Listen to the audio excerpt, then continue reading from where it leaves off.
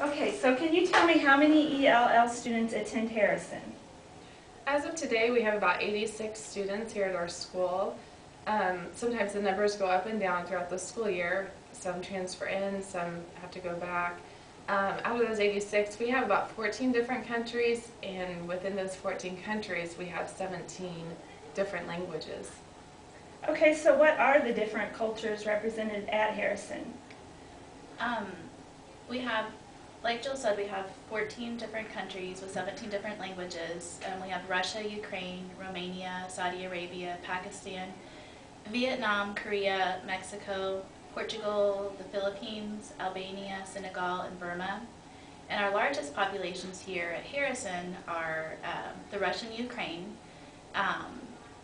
China, the Chinese children, and then Korea and the Vietnamese children. Okay, how many of your ELL students have parents that speak no or very little English? Out of the 86, we have, I believe, 38 students right now that require translators. Okay, what do you think are some of the obstacles that make it difficult to communicate with linguistically diverse families? The biggest obstacles that we face with our teachers are notes that go home, paperwork that goes home, permission slips, basically the correspondence that goes home between school and the home, as well as phone calls that need to be made to those families. Those are the biggest things. Our principal is really big on keeping those families involved, our ELL students involved in what's going on in after-school activities and evening performances and things like that. And that can be difficult for numerous reasons. We have cultural barriers that don't allow students to participate in plays, whatnot. Our Russian students have large families, and so it's hard for the moms. The dads travel during the week. It's hard for the moms to bring 10 or 11 kids with them to an after-school event. So those are just some of the obstacles that we face. Okay, well, what are the best ways to communicate with these families? I would say obviously through our translators that we have. We're really fortunate to have a list of translators that we can contact and they get a hold of the families. We always make sure we send paperwork home with them and sometimes have it translated into their native language. We also want to make sure it's sent home in English as well. One of the really cool things that we do here at this school is that we host parent meetings for different languages with one translator.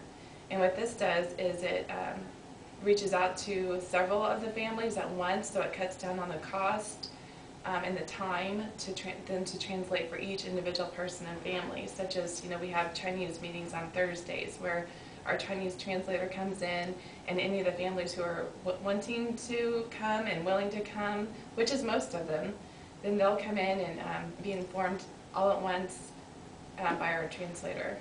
And those meetings are also a chance for us, like if we need permission slips signed, things like that. The book fair is going on this week, so they'll be able to go down and tour the book fair, and our interpreter will help them like with money and things like that. So those are also a good opportunity for us to get paperwork and things done that we need done. What are some ways that you and the classroom teachers help support these families? It differs from teacher to teacher. Some teachers require more help depending on the level that their students are at, as well as the amount of interpretation that their parents need of those students. Some students speak more English than their parents do, and that's hard because you have to watch legalities and what's okay and what's not okay for the student to be able to translate and take home with them. Grade cards are always a sticky subject. Conferences, parent-teacher conferences, those are areas that a student can attend, but they're not able to do the translating. That we do need an interpreter there. Any paperwork that goes home within the classroom. Our approach is collaborative teaching, which is a push-in program here at Harrison, and the other schools are trying it out with different classes, but we are primarily a push-in program here.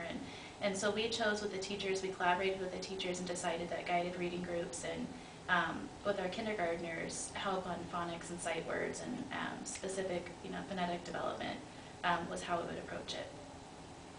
Okay, now you've already addressed this a little bit, but what are some ways that you encourage these families to become involved at the school? I would say, again, we have the parent meetings, and this also allows the parents to be in contact and be a support to each other. And sometimes they can arrange play dates with other students where they normally may not know several of the families that are in the child's classroom.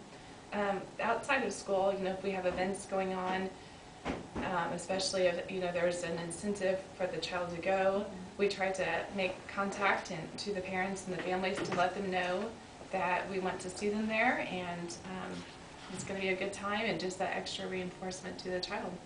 Mhm.